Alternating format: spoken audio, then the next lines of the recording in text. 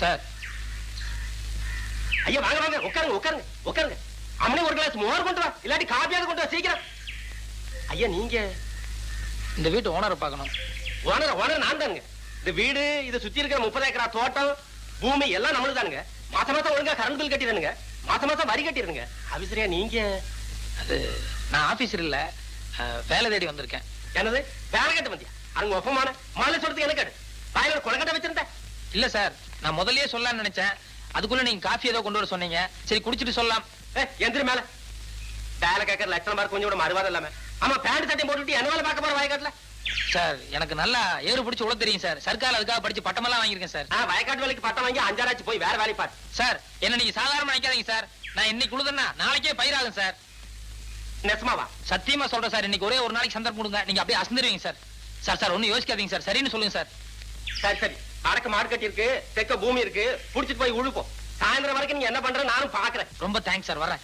மாடு எந்த சைடுலன்னு சொன்னீங்க? இந்தாங்க. யார் அந்த ஆளு? எவனோ கொலை மாட்டிட்டு வந்தான். நான் ஆபீசர் ஆகும் நினைச்சு மோர கொண்டு வர சொன்னேன்.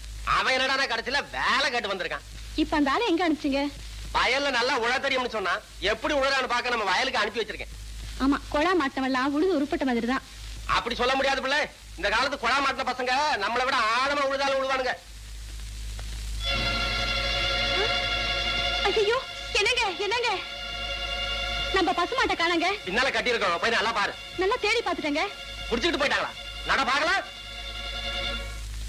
கடவுள் என்னும் முதலாளி, கண்டெடுத்த தொழிலாளி, விவசாயி விவசாயி.